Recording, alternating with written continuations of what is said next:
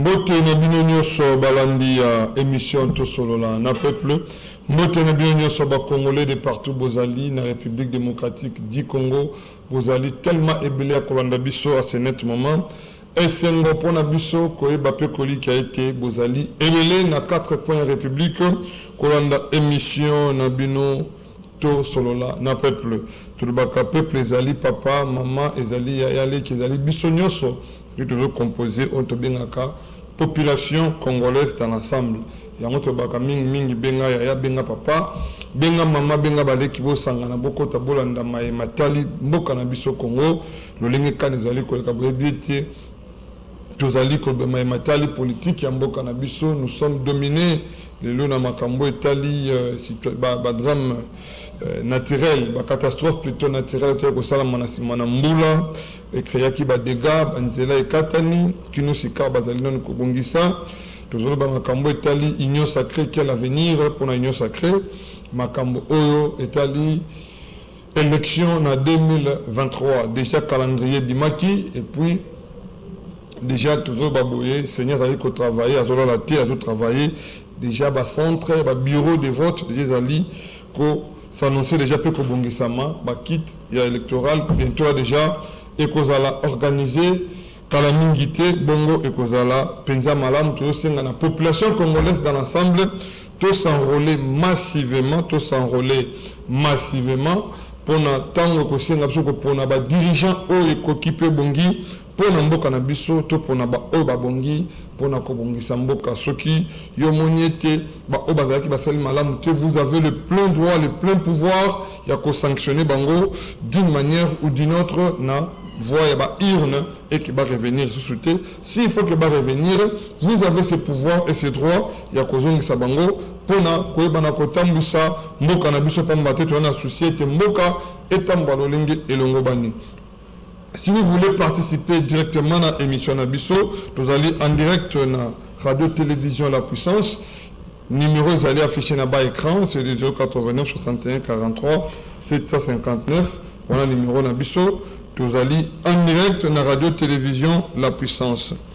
Mais avant tout, autre à disposition Nabiso sur la radio-télévision La Puissance, c'est que toutes nos questions.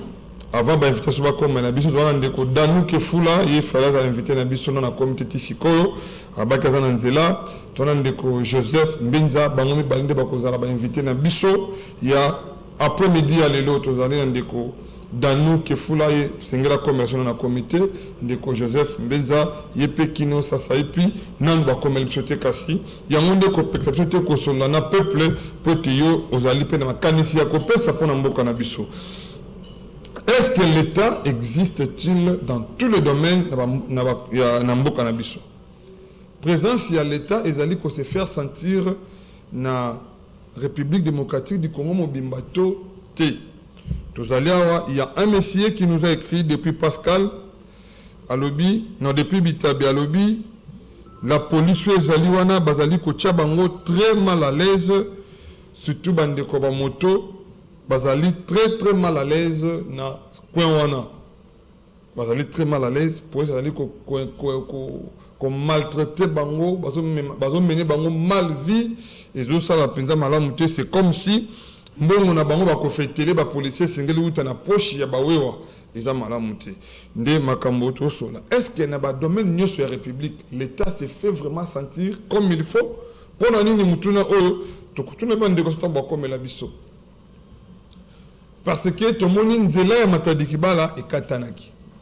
Oleki en vrac liboso wana kotami. Nzela zali ya kokatana vraiment avant comme mitendi. Nzela zali ya kokatana.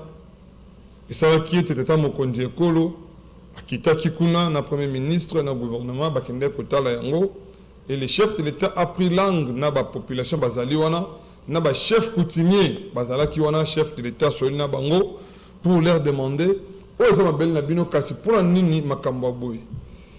est-ce que vous perdez le pouvoir toté baloba qui est singeli président mokonzi ekolo bamaloba il leur avait promis à kozonga wana pona ko trouver la solution na likambo wana. Ça c'est bien n'a pas gouvernement mais n'a pas na biso population toujours tonga na bisika autant monsieur singeli to tongati nous construisons partout où c'est tout on a pété. L'État n'a pas la responsabilité dans les Cambouana parce que lui aussi, en tant que chef, où Sengeli a veillé dans la vie des Congolais, il pouvait toutefois aussi interdire les Congolais de Tonga. Mais tout le monde était Tonga, qui est Tonga, Bakanivo, et ça qui kirait SK, et ça qui basa qui en malam. Bon, mais si salté na quatre Bakanivo, qui en balabala, tant le bêtis et jonction na quatre Bakanivo, ce n'était pas vraiment du tout bien. N'a pas de gouvernement. Population peut dans le Cambodge. Deuxième problème, il y a besoin de population. Quand Kanzela Matadikiba, le Katani, lobby population congolaise, Bengi Bisso est belé pour dire na kwanga ozalaki na 1000 francs, kwanga comme 1500 et comme 2000. On a vendu kwanga na 2500 francs na République démocratique du Congo. Na République démocratique du Congo. Autour de notre point nini oh Moussouan le biota de la commune à 21. Moussouan le biota de la au Katan. Donc, nous avons dit que Katani, oui. Nous avons dit Katani, oui. Tu prévoyais qu'il y a un côté, tu souhaitais qu'il y ait un côté, Mboule et Betty, na volonté, celle que nous avons dit que Katani. Mais sur base de quoi, on a aussi mis côté là qui a vendu les Katana. Quoi on côté qui déjà avant les Katana. Quoi on est commis à 2500 francs pour Nanini. N'a pas on pour mener la sous-7 au Tekawana. Quoi on a 2500, les policiers font de tour. Ils font les 100 pas, les Kawana, mais ils ne disent rien. Lobby, vraiment, nous avons reçu à peu près 10 à 15 appels. Na bateau balandaka biso, mais soit le lobby la biso du Camboyo. Parce qu'ils nous ont même écrit sur WhatsApp pour nous rebêter. Cela veut dire quoi? Est-ce que l'État existe dans le Canabiso? Peuple congolais, tout le monde peut réfléchir entre nous. Pensez-vous vraiment qu'un jour, au monde, sans le compte de Kitina Moutougane, il y a combien? 1500. Après 1500, c'est ton frère congolais, c'est ton voisin. C'est ta sœur. Au souffre pour 100 francs en journée, 1000 francs en journée. Yende Moutozo Matissela, au-delà, il y a 500 francs.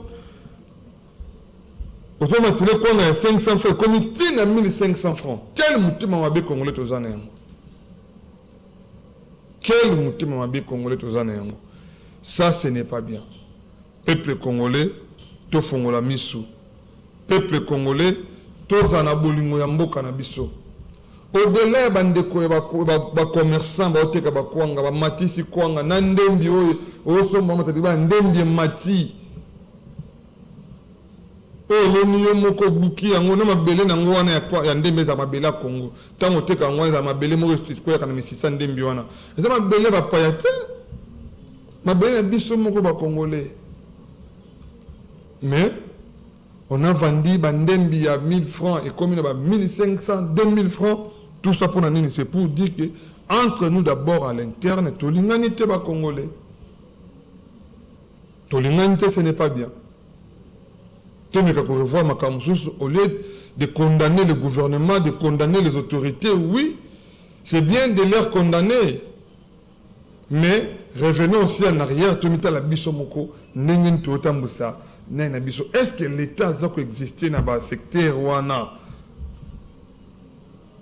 L'État Zawapi, peuple congolais, l'État Zaliwapi, toujours souffrir.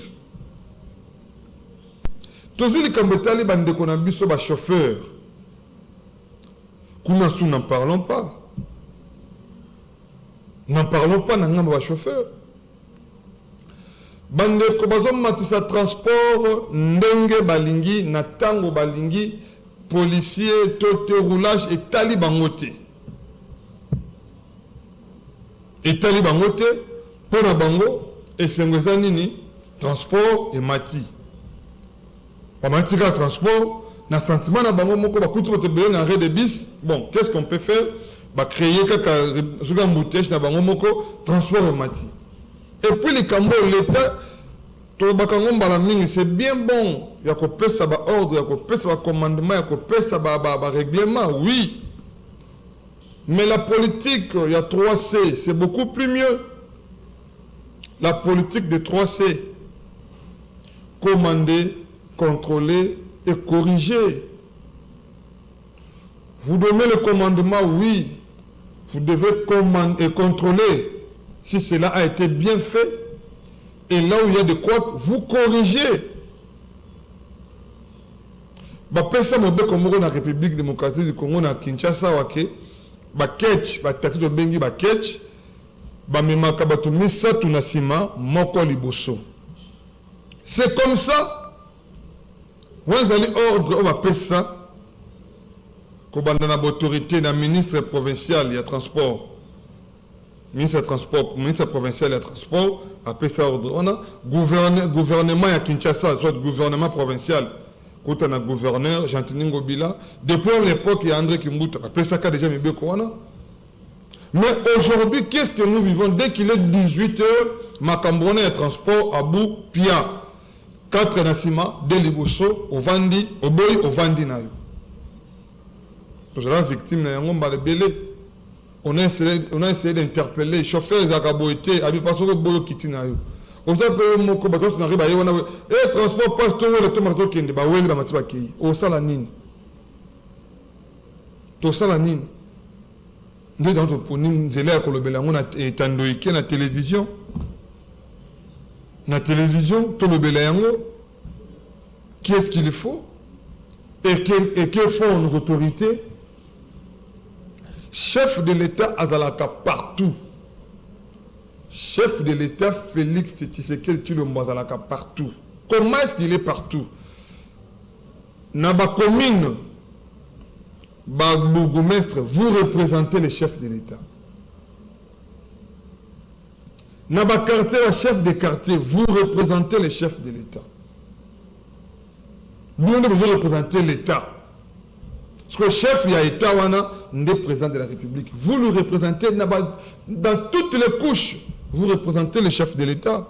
Mais qu'est-ce que vous faites dans le point Bozali? Chauffeur, on a 4 personnes, roulage à TMPMB, on a PC 500 francs. Bon, à Kangi, il y a une mission. Ce sont des choses qui se font dans Mboka Nabiso. Nali Kambona, président Zate, ministre Zate, gouverneur Azate, yozali wana comme policier, yozali wana comme roulage, yozali wana comme la autorité, une autorité établie à ce coin pour réglementer la situation. Mais qu'est-ce que vous faites? Ah, tout le but de dénoncer ma baie. Au gouvernement, à la responsabilité naïe. Bisso aussi population, tu as une responsabilité na bisso. Nous devons revoir tout ça. Nous devons revoir tout ça. Merci beaucoup. Nous sommes en direct. Le temps pour nous que les invités arrivent. Benga biso, Komela biso. Comment est-ce que vous allez vivre?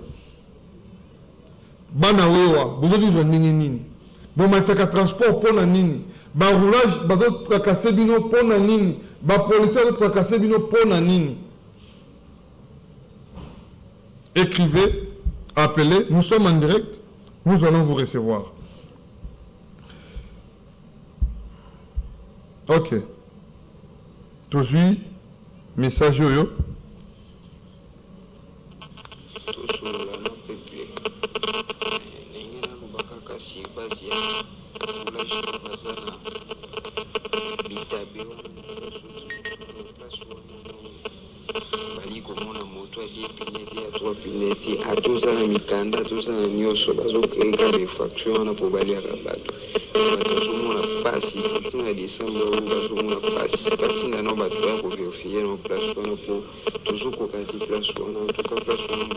Ok, merci beaucoup aux Andeko à saluer ce message vocal na WhatsApp bien que le bi malamouté mais tout ceci quand même message naé à lobi bango kuna na bitabe ozala na mikando za mikandate soki okute na policier za okute na kuluna na 23h ba policier bazana pour na ko réglementer situation pour na ko tia ordre mais so okute na ye bango que problème pour na nini ozala na mikando za mikandate ye a mona non il faut fêter il faut aller il faut accepter c'est ça Qu'est-ce qu'il faut faire? Peuple congolais. Dénoncer, appeler. Mbotendeko journaliste. Nabengi yo depuis Massina. Awa tozali tracassé na ba policier biso bana wewa. Merci beaucoup. Bana wewa na quartier 1, d'accord, merci beaucoup. Depuis quartier 1, le bazali tracassé na roulage. Tout le bien, le chef de l'État est représenté partout dans toutes les couches. Le chef de l'État est là. Oh, azaka magicien, mazaka partout. Chef du quartier, tu représentes le chef de l'État. Bourgmestre, tu représentes le chef de l'État. Gouverneur, vous représentez le chef de l'État. Maintenant, qu'est-ce que vous faites? Qu'est-ce que vous apportez pour nous bana moto ba transport ndenge balingi kwanga komi 2500 na Kinshasa, chose grave, étonnante qu'on ne peut jamais accepter, qu'on ne peut jamais tolérer. Na ville à Kinshasa, on a République démocratique Congo to somba kwanga na 2500. Ça c'est inexplicable, c'est inconcevable. Pour nzela matadikibala et katani. Mais nzela katani bato bongisa ngwana. Ma belle Zakani, à taba bongisi, Torotika la rana, quoi, 2500, et comment on est normal. Les policiers sont là, ils ne font rien. Ceux qui sont là, chef à Wenze, ceux qui sont là, tous pour représenter l'État pour réglementer la situation, ils ne font rien. Après, c'est la canota, mon conducteur, la salinine. Là, je ne suis pas d'accord. Attends, mon conducteur, la Pessibino Bissika, et le Seigneur Bossala Moussala pour défendre le Congo. Je pense que, à ce point-là, Togoyokana, et vous avez mal à mon mingi. Troba qui va inviter ce matin dans le bazo comme la biso moko sia comme le biso to zelande ko na biso danu que Fula nous a écrit qu'il est en route et sengela ko makinosko na na comité to Joselaye men de ko na biso comme le biso ndeko Joseph Mbenza Yazali moko ya ba membre ya IDPS to pesi mbote ndeko Joseph. Ah mbote ndeko. Merci pour l'invitation. En tout cas, téléspectateurs, présentateur émission, je vraiment m'excuse. C'est vraiment indépendamment de ma volonté. En tout cas, je tiens à m'excuser pour le retard. D'accord, merci beaucoup. Ozali, tout son peuple, le peuple congolais, l'Imbisaka, pas à Montabolio. Monité, Bata, Oba, Salabiso, Nios, Salabiso, mais tu dis que tu as dit que Rwanda va ndeko biso, mais Paul Kagame et son gouvernement va ndeko biso te, Bango Bazali, Banguna, Yamboka na biso. Ok, Ndenge Jonas Kingasani, est-ce que quoi? Ndeko Jonas Kingasani, est-ce que Oudjana Baza Congolais? Donc, Ndeko Jonas, depuis Kingasani, est-ce que Oudjana Baza Congolais? Il faut pour lire esprit, il y a question, c'est-à-dire, Bazo tracasser, on a Ndeko Tabing Baoudjana. Ndeko Joseph, d'abord félicitations. De plus. Il est vraiment belé. Ouais. Tu vois, ça me bat, il est malade. Ah non, il est bien. On a c'est mon pouvoir. Ah non, ça c'est un fait normal. Il y a vu à un certain moment Moutoufa Bala. Donc je profite de saluer ma femme, Mireille Faïla Bunduki, la femme que j'aime de tout cœur. Ah d'accord, la femme que vous aimez de tout cœur, ça c'est bien. Il faut qu'on ait un terme de pour ceux qui ont l'ingénié, ouais, évidemment. Elle a été créée, je pense que pour vous. Ouais, oui, maman Irène n'a pas la pression. Mireille. Maman Mireille, ok. Maman Mireille n'a pas pression mingi. Dans le bureau, maman Mireille Mbenza. Ouais, ça c'est normal. Merci beaucoup, maman Mireille Mbenza, tu peux sur beauté. Et vous avez malade, je crois que tu as le candidat pour dire au Soso. Au délai, au délai qu'on a fait, vous avez malade. Merci. Ndeko Joseph, au quotidien de son émission, tous les bandana nous sa biscuit émission dans le Cambo Italie, catastrophe naturelle et Salamaki, te déplorer en Bambala, je crois que ça l'émission ce soir, République démocratique du Congo, est-ce que les autorités font vraiment ce que demande le peuple? À chaque une forte pluie, ou à chaque pluie, tout cas, dégâts. C'est un phénomène naturel normal, mais il y a des politiques publiques qui devraient être mises en place pour éviter la perte de la vie humaine. Ça continue jusqu'à aujourd'hui. Votre analyse à ce point? Bon, comme on dit toujours, merci pour la question, c'est une question beaucoup pertinente. La responsabilité est à partager. Biso ba Congolais, tous en a défaut moko. Et puis, comment comprendre que comme moi phénomène de société, c'est le langage que Mboka n'a pas si on peut se permettre n'importe quoi. Moi, je crois que c'est un fléau, il faut tout combattre. Même si tu as des difficultés, mais on ne peut pas faire n'importe quoi. Namboka. On peut se donner cet exemple. On dit que dimanche, Mboule Betaki ou Mboule Betaki lundi, Mboule Betaki nous est dimanche, ti lundi. Dans une victoire. Idée moko ilingana tala kaka ba construction za pembeni. Je me suis dit dans la tête que ceux qui Mboule Betaki est très dangereux. On dit pourquoi? Ba ocho wana nyonso ba couloir wana nyonso tous ces grands bars construits sur les collecteurs d'eau. C'est là la responsabilité des bourgmestres. Oui, n'a pas payé organiser sa responsabilité, même pas un ministre, même pas un gouverneur, il y a bourgmestre en commune. Je me suis posé la question, le fameux bourgmestre à Kalam, quel est son travail? Baba wana nyonso so tala ona ba boutique ba tongo di kola ba collecteur d'eau ya ba caniveau. C'est comme ça que Mboule beti Mboule ça na nzela ya kokendete. Conséquence c'est ça nini? Place yo vandi Mboule. Oui, que selon ba étude ba sali ba construction nyonso ya Kinshasa nde tozaboye. Il faudra au moins détruire 60% à Bandako. Ah bon? Parce qu'ils ont construit la place Oyo et c'est la guité. Donc c'est-à-dire que depuis Belgiakenda, c'est l'absence totale de l'État sur le plan, il y a urbanisation en Mboka, il y a habitat en Mboka. Ce qui fait que les gens sont allés construire, là il ne faut pas construire. Maintenant, il y a un changement climatique pour vivre dans mon Kili. Il n'y a plus diluvienne et torrentielle. Ce qui est bêta, il y a des dégâts. Mais ce qui est le gouvernement, le bien, il y a détruire le Banda Kwananyos. Plus on va dire donc, ça devient un problème sérieux qu'il faut résoudre. Mais espace Maloukou, espace inhabité. C'est-à-dire que il y a un lobby, ceux qui va urbaniser qui Maloukou. C'est-à-dire que Sali Banzela, les gens allaient vivre là-bas. Ceux qui peuvent, le besoin de délocaliser l'entreprise, ceux qui sont dans Maloukou Banzele. Je salue l'initiative au sein de la zone économique spéciale dans Maloukou. Ça permettra que quand ces entreprises vont être implantées là-bas, vie est comme un peu côté Kuna. Parce que imaginez Moutazan Antele.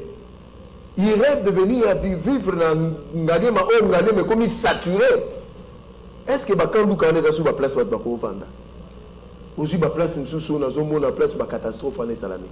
Donc, on a juste que nous, la construction, et ça, c'est la malandinga mabe. Nous avons pipeline, il y a des ambulatés. Nous avons pipeline, il y a pétrole, carburant, il y a tongi likolo na yango. Donc, nous avons quelque part, nous sommes congolais, nous avons pas la sous ma cambouté. D'accord, très bien. Maintenant, le Tamboka et Adram Oyo, Mboule Betin Zela Matadikibala, route nationale numéro 1 Katane.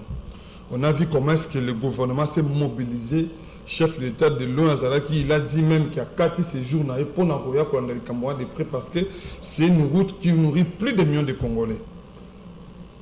Mais lobby, plus de 10 appels. Que non, ce qui nous fait mal, on a vendu ce qu'on appelle chez Kwang, il y a 2500 francs. On se pose la question, est-ce que l'État existe-t-il dans Mboka Nabiso? Absence, il y a l'État depuis le départ, il y a Belge, c'est fait manifester dans le secteur transport. Aujourd'hui, dès qu'il est 18h, le taxi bis va catch et comme 4 nassima de Liboso. On a droit à repartir au lobby, on critique sur le matin, il y a la clé, bon. Moto trajet, il fait comme 1500, il y a 500 comme 1000 francs. Na misu ya policier bazali wana barulage bazali wana ba mama kwanga komata biloko ndenge balingi. Est-ce que l'État vraiment existait dans Mboka na biso? Oui, l'État a mais ils ont quelque part ils ont faillite il faut qu'on attribue au moment où bon mabiso na Congo a tout chaque nyonso ici comme il faut établir les responsabilités. Nanda kolobele mingi mais aujourd'hui je me permets de le dire. Ouais. Monsieur le gouverneur de la ville-province de Kinshasa, sur le plan, il y a régulation et transport en commun, dans le transport privé, il a échoué. Lamentablement. Monsieur Ngobila, vous avez échoué avec votre ministre, il y a transport, provincial à transport. Obi makas na bango comme mikolo na nini. Na ba ticket ya ba moto. Donc, c'est-à-dire, na wana baza na rigueur, moi na moto, ce gars qui à 12 heures, à son ticket à 500 francs. Ces gens-là, oh, bah, monsieur Soubaza, ben poli, j'ai vu mon contrôleur, mon transport, on a recruté des voyous. Il faut tout le bélango, tout de nece. Ceux qui beaucoup, ceux qui est ministre provincial en la nini. Batuni a tchananzela là, mais ce sont des impolis et des voyous. Tant la tracasserie, bah ça la ranzela. Wana bozo bimisa makasi mais ba recette nyonso wana bozo capter bozo na nini. C'est ça la grande question qu'on doit se poser. Monsieur Ngobila doit nous expliquer. Je salue l'initiative ya IGF alignement la clair le dossier à construction route elengesa na Zandu. Monsieur Ngobila à un certain moment to kangaki monoko na biso mais là ça devient sérieux. Moi je suis de l'IDP, ça peut même poser problème dans l'élection Mokonza Mboka. On ne peut pas accepter. Pour réguler le transport en commun, M. Ngobila, il s'est tué à Kangi Mounoko, il est indifférent. Vous avez raison, parce que ceux qui ont eu moto, na kitambo magasin pour qu'ils aient peine prime sous pour commis dans magasin, ils ont peine prime sous même trajet, soit tu commis la soir, prix est varié, mais M. Ngobila, ça c'est pas la responsabilité à ministre national, c'est votre responsabilité. Est-ce qu'il y a informé? Non, il est informé, il le sait, mais je ne sais pas. Peut-être il a des intérêts. Non, c'est inexplicable. Mais il faut reconnaître aussi. Bisope ba Congolais to komi mitema mabe ya kosakana te. Et vous n'êtes pas d'autorité. Non, l'autorité peut passer la part na bango. Mais non, ça est lié à la nature ya Congolais to za mutema mabe banda, il ne faut pas se le cacher. Et puis pour nous bon, par contre tu as besoin. Ba bazomona moto ayibi mbongo à l'état. Et comme il peut pas s'ambisayer, par rapport à IGF est ici clair. Mais voilà qu'il y a dossier. Est ici clair que non, bah il est à l'état, mais pas s'ambisayer comme il te mais il y a un Congolais, oh il y a moi 500 n'a pas si. Mais vous avez une rigueur, ma casse, on a vu qu'il y a des journalistes au salaire amalgame. Amalgame, non. Non, pour exemple, il y a Mati Selinga Moto. Oui, la matinée à Leli, la moto la matinée à Mati Sibiloko parce que fonction en transport de Mati. Il y a peut-être aussi ça na wewa, où il y a au somba fufu Mati yopo Leli. C'est ce qu'on a dans ce domaine. On dit la plupart va continuer autant la moto. Voyez un peu. Moi j'interpelle le gouverneur de la ville, province de Kinshasa, monsieur, sur le plan il y a il y a transport en commun, régulation en haut, vous avez 0 sur 10, vous avez lamentablement échoué. Parce que ça ne s'explique pas que dans une ville comme Kinshasa, vous laissez les gens mettre le prix qu'ils veulent et puis les policiers, et puis les policiers, les camarades, on peut s'en être exemple. Quel est-ce qu'on a rond-point Ipen? Est-ce que dans une ville sérieuse, on a rond-point Ipen? Mais les autorités passent par là, mais autant. Mais ce qu'on dirait, mais ça l'a mis accident, c'est alors que Ngobila a besoin de décision qu'on a mais non, c'est pas une raison que, même s'il y a des difficultés dans le pays, que nous permettons, il y a ça à n'importe quoi. Ça ne s'explique pas. D'accord, merci beaucoup, ça ne s'explique pas. Congolais, linga, muninga no Congolais, linga ndeko no Congolais. Et là, nous avons Congolais. Moi j'ai suivi le dimanche quand le match a fini la Coupe du Monde de Betama. Tant l'Argentine a joué Coupe du Monde, na yoki ba vidéo ba niko bima un papa qui a fait une vidéo, c'est un papa qui a plus de 50 ans déjà. Alors le balobi, tant que la France restera derrière le M23 et le Rwanda, beaucoup de sous Coupe du Monde T. Parce que vous combattez, vous tuez les Congolais. Les Noirs sont dans votre équipe pour vous défendre, mais vous tuez les Noirs. C'est un papa qui l'a dit, c'est un Congolais. Ça, notre ville, comme nous prenons ça que non, au moment où niveau de Congolais, lingi mboka na bango Congo. Donc, le Makambo est tel que tu Makambo Congo, mais côté ici Congo, pour ça que non, nous sommes le Congolais décent et nous devons aimer sincèrement notre pays. À part la République démocratique contre la Moussouté, tout le Congo et Kozala, président Malamu Mingi. Tout le Kambuya, dossier Union Sacrée. avant de commencer l'élection. Qu'est-ce qui ne va pas dans l'Union sacrée? Il y a le rôle de l'IDPS, vous avez manqué la partie de composer l'Union sacrée. Bah, le bien apparemment, l'IDPS n'a jamais respecté ses paroles ainsi que ses engagements. N'a pas accord. Au banda qui n'a le locage qui existait. Il y a une FCC cash. FCC a bloqué Bino, Bokabouani. Au banda non, les lots, les lots aujourd'hui, Moïse Katumbi n'est plus na cash. Na union sacrée. Est-ce que c'est parce que vous n'avez pas respecté les engagements ou les accords signés, tout cahier de charges n'est pas respecté, ou soit c'est parce que Moïse Katumbi a monété union sacrée au travail pour l'intérêt du peuple, on a qui travaille pour le peuple. Mais nous sommes en démocratie, libre à vous et à analyse au sali, la question de nos Juliango, au sali par raccordement, ou que quand ça n'a pas bon, libre à vous. Nous, l'IDPS, c'est au respect de la parole, n'a bisoté. Je crois que c'est pas un discours bien. Il y a quoi indexer IDPS, même Makambu, IDPS, Azakunate. Qu'est-ce que le secrétaire général Nabiso, Augustin Kabouya, que je salue en passant, a à voir avec les dossiers de Moïse Katumbi par rapport à cahier de charge? Est-ce que le cahier de charge à M. Moïse Katumbi va faire ça qu'on a le secrétaire général Nabiso, Augustin Kabouya? Non. Cahier de charge n'a pas fait ça qu'on a un moment de consultation. On peut remarquer que tant que nous avons la consultation, avant battre ensemble, tout allait bien, tout était calme.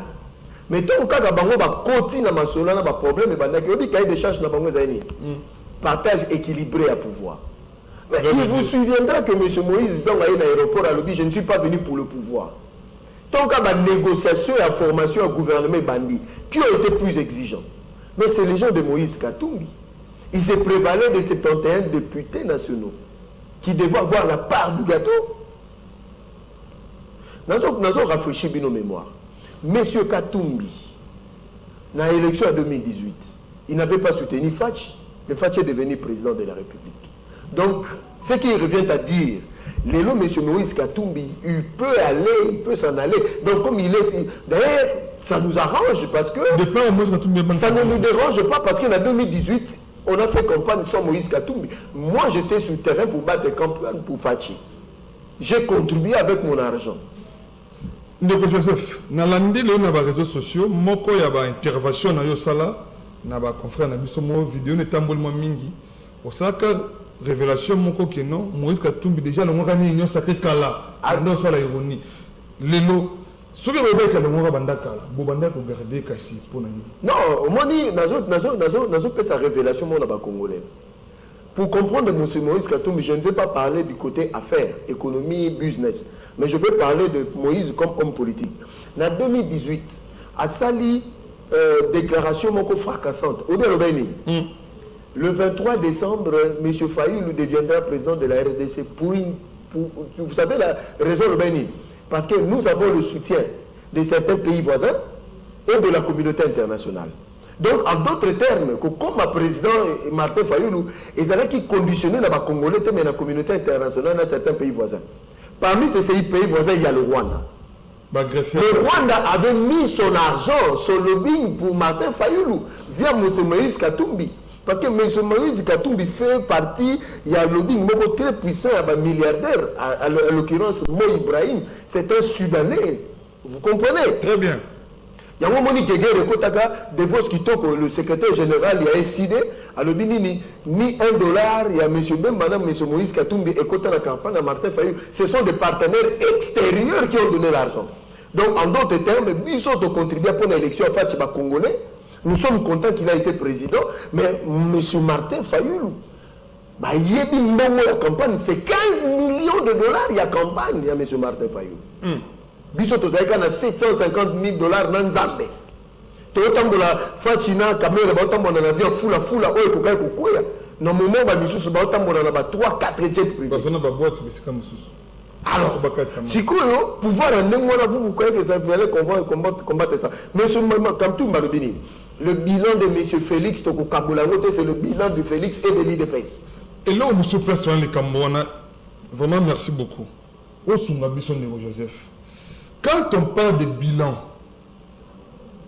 tu vois la policier congolais, to kabola bilan te mission abino bato opposition to kabola bilan onati ba ba pouvoir bino bilan to kabola na bango maintenant c'est quoi ce bilan au babola ko kabola pour balinga ko kabola tant le gouvernement échoue là to kabola bilan te quand le gouvernement échoue gouvernement peut to kabola bilan na opposition quand le gouvernement réussit il dit que non to kabola bilan c'est le gouvernement. Qui gagne, qui perd dans capital bilan. Bon, je parle au peuple congolais. 5 ans, il y a un mandat à Mokonza Mboka. Ok. Hein? Où ils ont reconnu la constitution. Toké dans l'élection 2018, Bisso, cash, toujours présidence, FCC a une majorité parlementaire. Sénat, Assemblée nationale, tout ça, il y a BI en anglais, c'est-à-dire coalition. La coalition, là, tu gères Mboka pendant 25 mois, s'il vous plaît. Qui était le premier ministre, M. Ilunkamba, produit à PPRD. Voilà. Donc, c'est-à-dire, en réalité, nous avons une logique. Hein? Une partie, il y a gestion à Mboka, il y a bilan Mokonza Mboka, il faut que Kabolana Bango il y a 25 mois. Bito IDPS, toujours assumer en gros.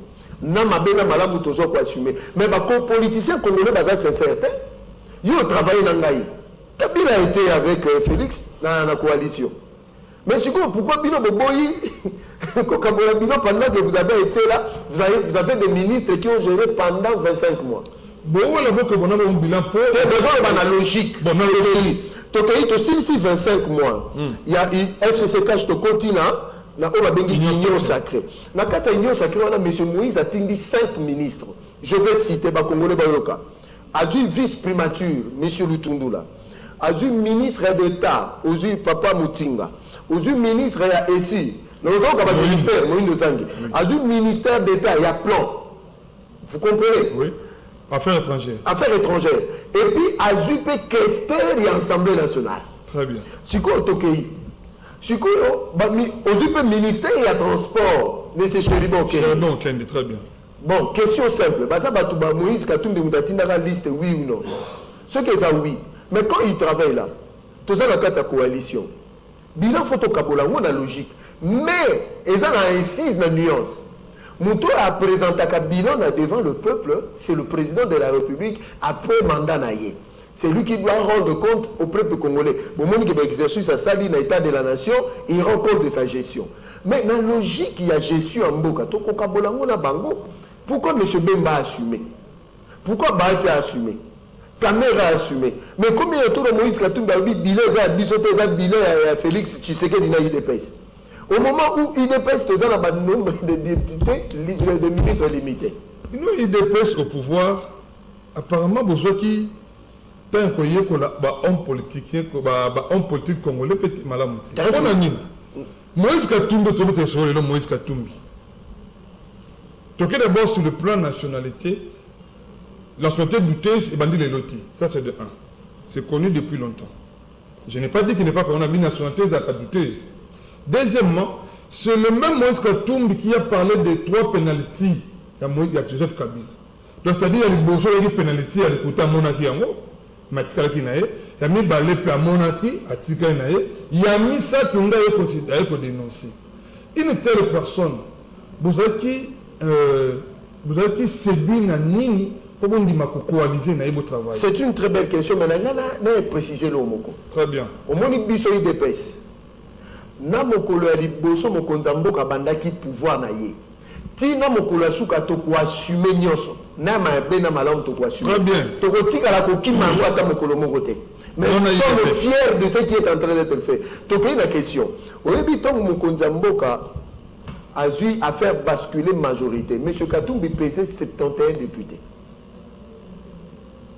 Le choix politique était que non, il fallait qu'il vienne pour te gonfler chiffres. Vous comprenez? C'était ça l'intention. Politiquement parlant, ils ont m'abêté. Mais le problème est nini. Dans le livre, politicien congolais, on ne sait pas le décrire. Mais je vous dis, M. Katumbi s'est trompé d'adversaire. Fachi n'est pas Jikaka. Ah bon? Oui, il n'est pas ses APPR d'État. Au moins, il faut que tu Aza très intelligent. Alors, moi, quand quelqu'un vient auprès de moi, mais je sais à quel moment il va déchanter. Moïse a auto-déchanté. Au moment où il est arrivé dans Katanga. Vous avez vu? On a suivi les images, oui. Biaka. Parce que... Mais moi, j'ai Moïse Katumbi, tout le monde... Piaka Sakanate. Il s'est trompé de moi, quelqu'un mis tout les non, quelqu'un mis tout quand je dis, Piaka, secrétaire général Nabiso, a sali 1000 fois plein pour les cahiers. Nakatanga. Nakatanga, ton Makendagi. Très bien. Vous comprenez? C'est-à-dire, il s'est trompé d'époque. Au moment où les Congolais, ils sont sous dipté. Moni Mboko, tout le bango, tout le bango, dans la télévision. Congolais, il dit, non, il y a des étrangers, non, il y a des Congolais. Non, il y a des partagé, loyauté partagée. Bravo à M. Tchani. M. Katumbi a tourné dossier agression au Congo, il n'a même pas cité le Rwanda ni Kagame. Est-ce que vous comprenez ça? Est-ce qu'un Congolais peut passer sur un plateau de télé international, étranger, place au Balbazo, la RDC en France, parce que soutenir 23 ans, nos soldats sont démotivés au front. Ça, c'est quel message que tu donnes? Et puis il a dit pour Naïf, c'est un état de siège à la couture. Mais alors il fallait pas consulter. M. Katumbi, il a quelle expertise? Il a géré avec Kabila. Il a géré en tant que gouverneur à Katanga. Il a foutu quoi?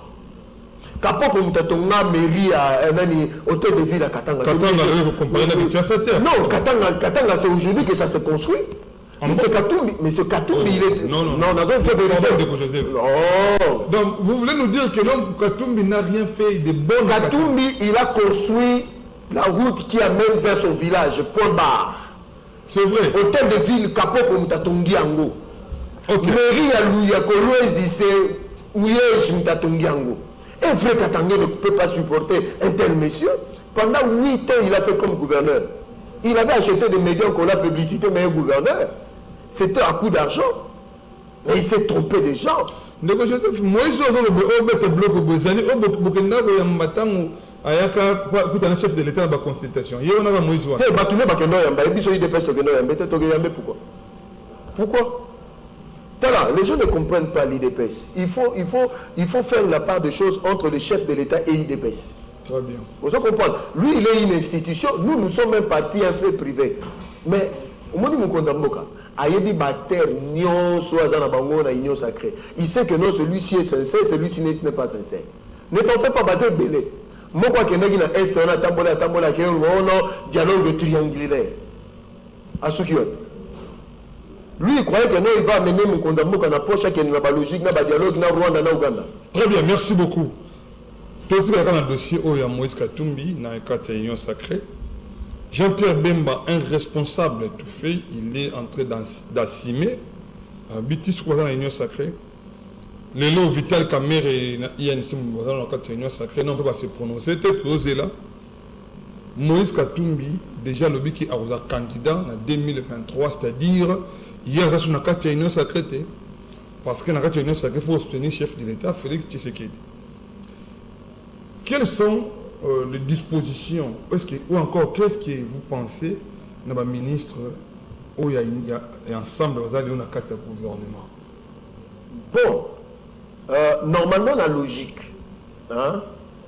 M. Lutundu l'a déjà prononcé, il va soutenir le chef de l'État après. Alors, bien, je travaille pour que M. Félix puisse gagner et puisse réussir son mandat.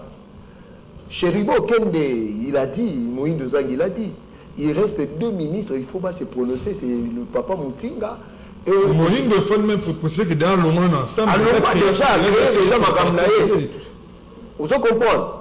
Mais ce monsieur, M. Christian Monde, je ne sais pas si c'est un audio récent ou bien Kala. Alors bien que non, lui il reste fidèle et ensemble et à Moïse Katumbi. Alors M. Christian Monde, il faut démissionner.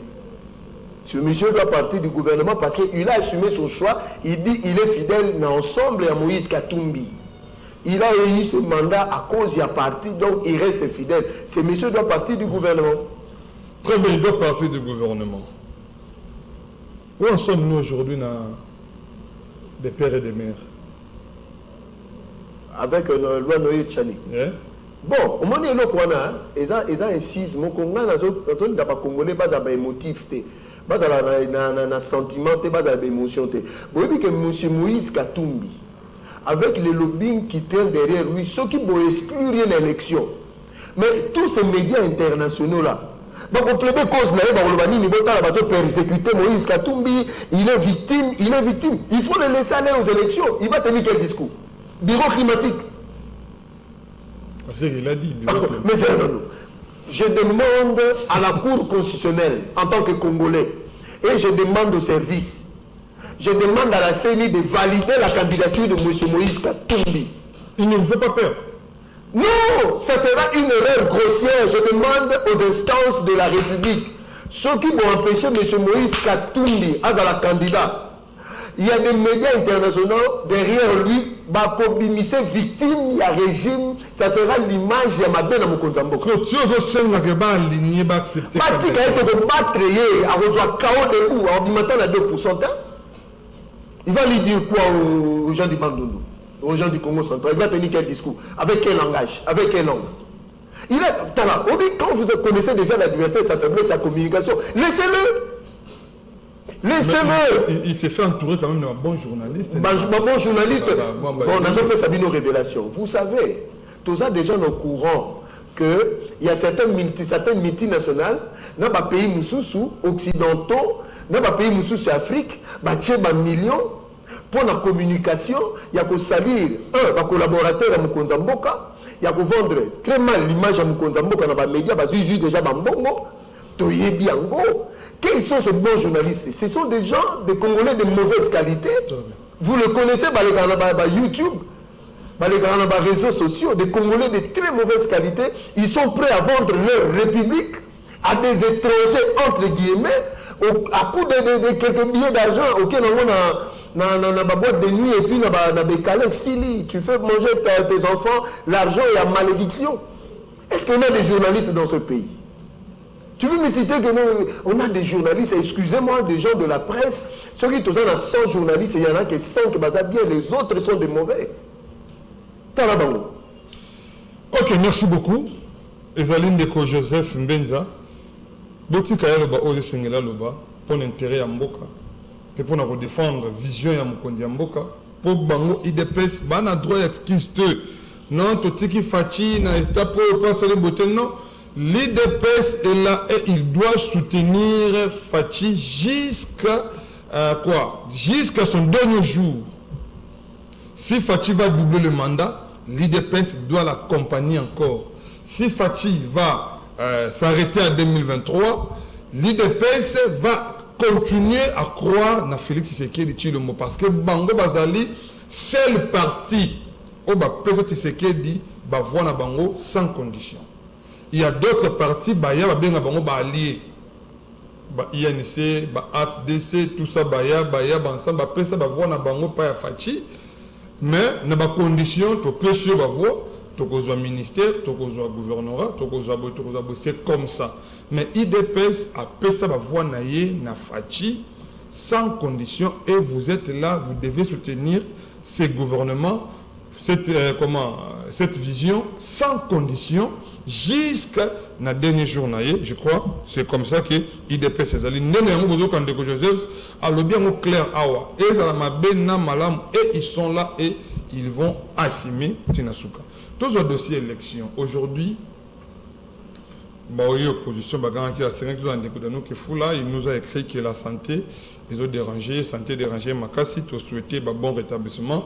Moi, Namboka Dano Kefula na Bosolo pe Bosembo, te souhaiter bon rétablissement. Je crois Mbalassima, to kozana na plateau na biso et kozana malam.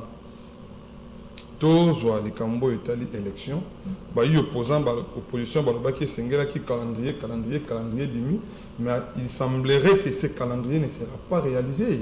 Ça sera un calendrier irréaliste. Mais il semblerait. Dans le bien, on a conditionnel. C'est dans le conditionnel. Oui. Bon, on ne peut pas, normalement, il y a subjectivité.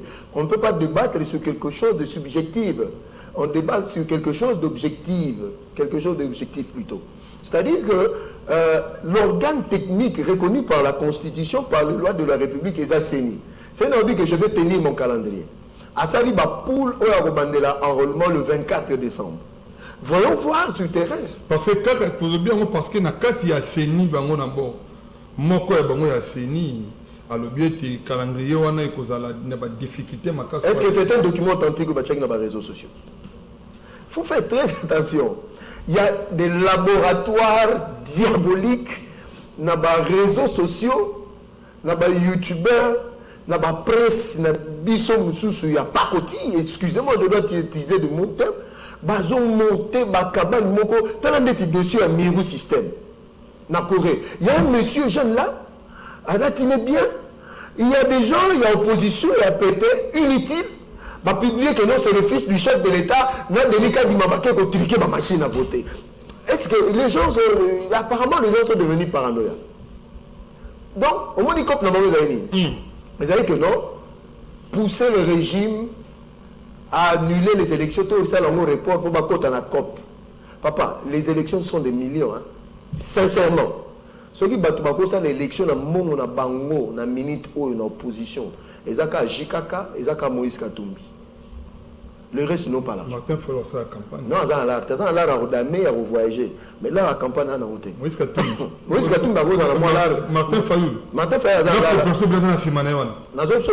ça va révélation comment il a eu l'argent, il a caution en 2018, parce qu'il a vie privée. Mais il a dit que Bamba. La population va se manger, doit pas bomber bon. Ah, la population est belée. Avant Sabine. Lukuta, je te dis. Vous croyez réunir $1 million les avoir? Sa campagne, selon ma information, je ne confirme pas, ça coûtait $15 millions. On dit $15 millions, besoin en Wapi.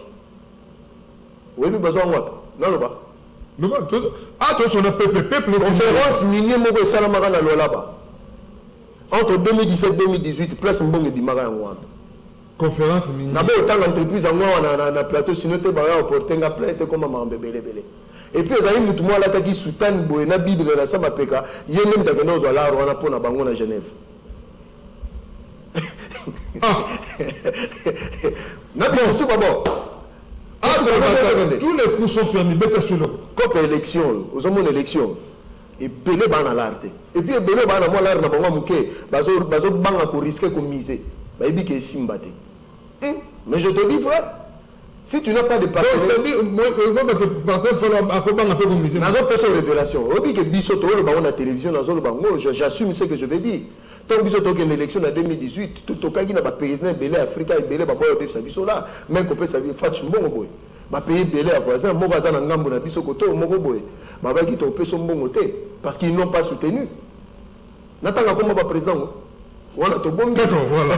Mais obi to ça ni. Biso IDPS, l'avantage que nous avons voici, baraté. C'est-à-dire que nous avons une fédération partout dans le monde. La fédération de Biso est ma Kassi, au Tozanango. Ils allaient en Amérique, na Canada, na Benelux. Aux Hollandais, na Afrique du Sud.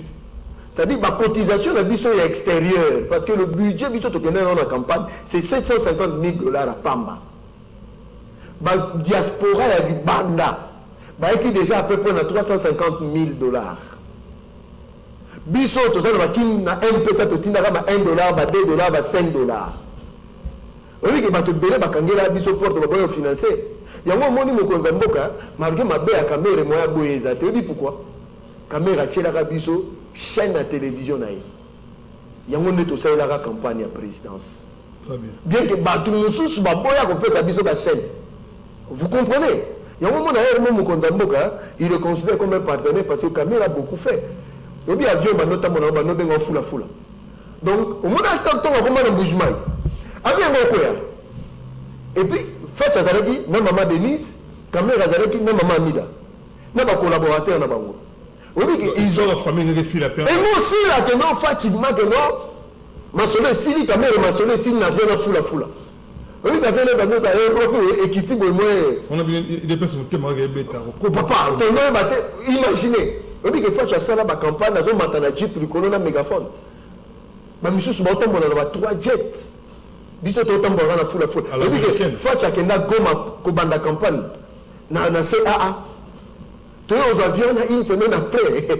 Vous, on demande un peu. Très bien. Donc, tu es quand la campagne Salama, tout le monde a la campagne. La campagne électorale est Salama, Fatia Bata, campagne Naïna, Vitel Kamere, Pemben, tout le monde a une image, tout le monde a un Martin Fayulu à l'américaine, ils ont bâti campagne, tout le monde a Chadari, la campagne est Salama, il y a Gabriel Mokia, la campagne. Mais, Nasukawana, c'est Fatia qui a remporté les élections. Au-delà de tout ce que nous pouvons dire, le chef de l'État, c'est Félix Antoine Tshisekedi Tshilombo.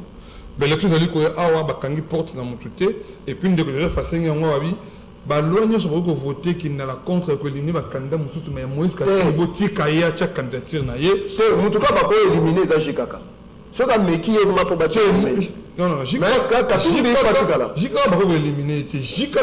c'est la loi qui l'interdit. Donc, c'est-à-dire. Il sera humilié. On a vraies informations dans le pays. Mais Moïse Katumbi, candidature, ne peut recevoir Yango. Bon, tika, on met que de Tina Souka, abattre campagne. Tout le monde. Merci beaucoup. Mais. Jikaka ba ba utika bino ma mbete ba umsano candidat moka ba utika exploiter pour abeti bino kaona à dernière minute. On dit candidat ba mo ba imposer que maboko na maman entre guillemets c'était une malédiction. D'accord. Là c'est jeune moko Joseph Mbenzaya zali moko ya ba membre ya kati ya IDPS parti au pouvoir ndé tozani ya kati ya plateau betania masolo au Italie politique ya mboka na biso. 2023 za candidat. Bon, 2000 candidats, nous avons une ambition, mais nous avons changé. Nous avons changé, mais ça dépendra au niveau du parti. Parce que mon parti. Dans ce comité député, ils allaient par accident. Par accident, dans le Biboé. Moi, je fais partie, il y a cellule, il y a UDPS Binza Télécom, bureau. D'accord. Alors, choix et c'est quand de Florian Zalaki président de la société, il y a un groupement intérimaire. Alors, parti, dans le niveau cellule, ceux qui vont dire que non, ils sont un tel. Puis ils sont obligés à faire mais je veux jouer un grand rôle en 2023, ne vous en faites pas. D'accord, merci beaucoup pour le rôle en 2023 que vous avez mal. Comme une autre émission, c'est avec un réel plaisir. Nous présenter, te souhaiter joyeux anniversaire na moko ya ba icône ya mboka na biso. Il a célébré son anniversaire le samedi 17 ndeko John Kabamba. Yé azali. Joyeux anniversaire à mon frère. Yé wana bozomo na photo ndeko John Kabamba bazali ba kulutu oyo ba simba ngapa motei na loboko ebisi nga talesiko kota awa bimela awa vanda awa loba boy sala boy. Donc, pour reconnaître moko ya bamikolo ou la fierté ya mboka na biso na makambo etali journalisme kolobango na télévision to na etandoiki ko zelanga sonité ko zelanga pépacité po azali bamikolo bazaka na motema ya kufongwama. Il nous a ouvert le cœur et puis ezalaki malamu mingi to pesi longévité toutes les bonnes choses musala malamu ndeko John Kabamba continuer ko bundela peuple congolais comme vous l'avez toujours fait tu es bien et que l'avenir nous donnera raison. Merci beaucoup. Ndeko Joseph Mbeza Tokomi na suka émission, mot de la finale. Non, on a pesi mbote na ngai na secrétaire général na biso akomi mukonzi munene na niveau international. Nous sommes le seul parti à Malunga na mboko yo o ba ebi libanda. Donc mon CG. Je suis fier de mon parti, Papa Bitumba depuis 1981.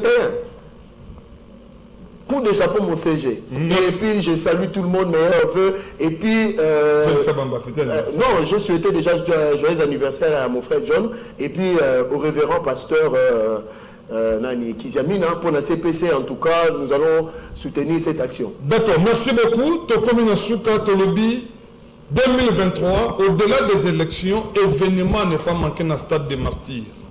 Un événement n'est pas manqué. CPC 2023, Yangoyo.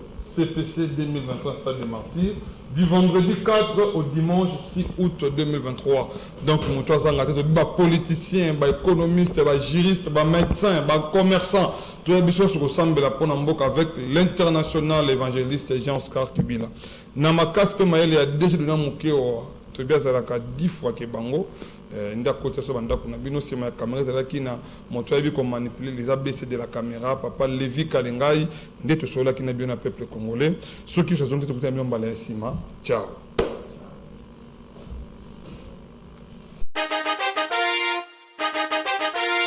Génération CPC. Mais pourquoi encore ces choix? Encore? Pas de problème. Il était une fois CPC 2000.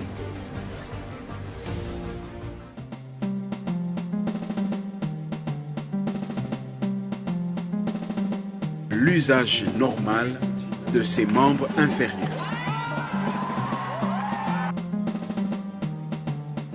Et la bonne nouvelle du royaume est pour démontrer la puissance du nom de Jésus. Pourquoi je viens? Olembaki Yakambango. Jésus-Christ, ce nom qui sauve. Bien voilà, ça s'arrête ici. Oui les enfants, l'histoire s'est terminée en 2015.